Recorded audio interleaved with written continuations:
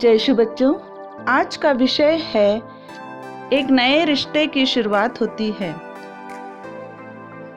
इस तरह विवाह नए संबंधों का पर्व है। पशु, पक्षी तथा पौधों को देखिए, वे प्रजनन द्वारा अपनी जाति को बढ़ाते रहते हैं। पौधों में यह क्रिया परागन से पूरी होती है। पक्षी निषेचन के बाद अंडे देते हैं और उन्हें सेते हैं। जानवर नवजातों को जन्म देते हैं और वे बढ़ते हैं। इस प्रकार प्रजनन प्राकृतिक नियम है। आरंभ में ईश्वर ने नर और नारी का सृजन किया।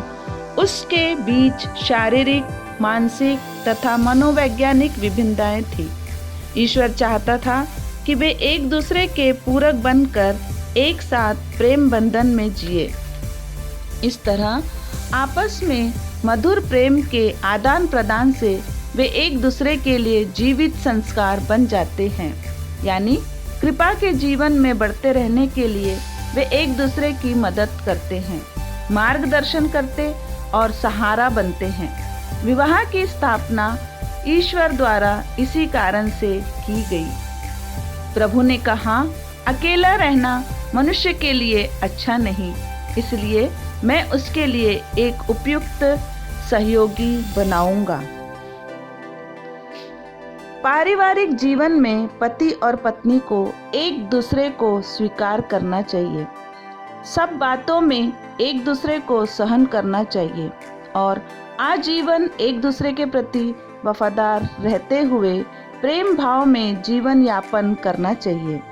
अगर व्यक्ति वफादार नहीं रहते तो वे पाप करते हैं। विवाह का बंधन मृत्यु तक मजबूत बना रहना चाहिए। विवाह उपरांत हर परिस्थिति में पति और पत्नी को सदैव एक दूसरे के प्रति वफादार रहना चाहिए। अपने विवाहित साथी के अतिरिक्त अन्य किसी के साथ यौन संबंध रखना गंभीर अपराध है। इस आपसी विश्वास को वैवाहिक वफादारी कहते हैं। विवाह से पूर्व भी प्रत्येक व्यक्ति को अपनी यौन शुद्धता बनाए रखना अनिवार्य है। बुरे विचार, बुरी इच्छा और बुरी मित्रता यौन शुद्धता को बनाए रखने के मार्ग में बाधा डालती है। जैसे प्रभु यीशु ने अपनी कलीसिया से प्रेम किया, उसी प्रकार ईश्वर दंपति को परस्पर घनिष्ठ प्रेम बंधन में बंध जाने की कृपा देता है। प्रभु यीशु ने अपनी कलीसिया के लिए अपने प्राण निछावर कर दिए। इस संस्कार द्वारा दंपति को भी विशेष कृपाएं दी जाती हैं ताकि वे एक दूसरे के लिए अपना जीवन अर्पित कर सके।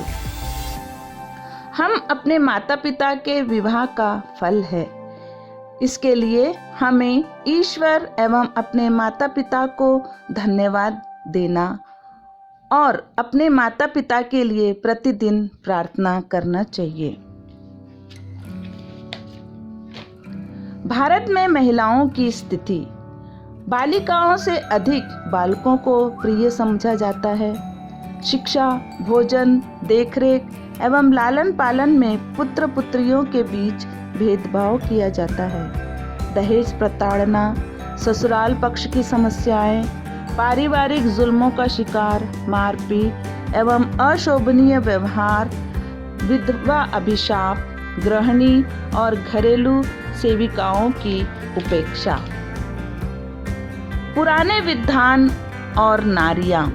ईश्वर ने नर और नारी की सृष्टि की और उन्हें एक समान बनाया। उसने हेवा को आदम की पसली से बनाया। पुराने विधान की कुछ विख्यात महिलाएं सारा और रिबेका में सहानुभूति, मनोबल तथा अतिथ्य भाव आदि सभी गुण विद्यमान थे जो एक नारी में होने चाहिए। रूत अंत समय तक अपनी सास की सेवा कर आदर्श नारी बनी। एस्तेर और युदित दया, क्षमा, राष्ट्र प्रेम, साहस, दृढ़ निश्चय, अपने लोगों के प्रति प्रेम और आत्मत्याग की प्रतिमूर्ति थी। प्रभु यीशु और नारियां। प्रभु यीशु के समय में नारियों पर कई प्रकार के प्रतिबंध थे।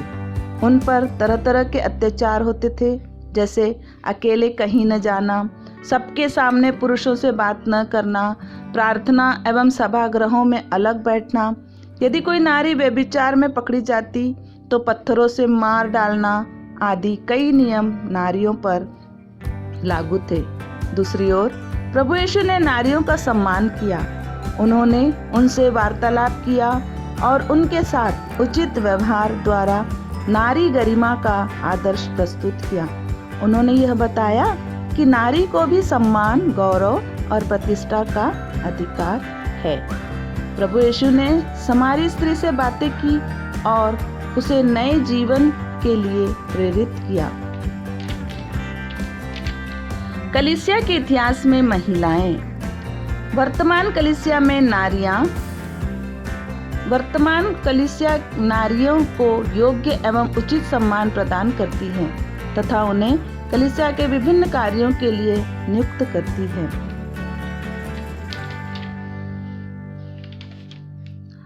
बालिका के रूप में जन्म लेना सौभाग्य है, क्योंकि नारी भी ईश्वर के सदृश बनाई गई है। हम सदैव नारियों का सम्मान करें और उनकी गरिमा का मान रखें। हम उनके उत्थान और मुक्ति के लिए कार्य करें। धन्यवाद।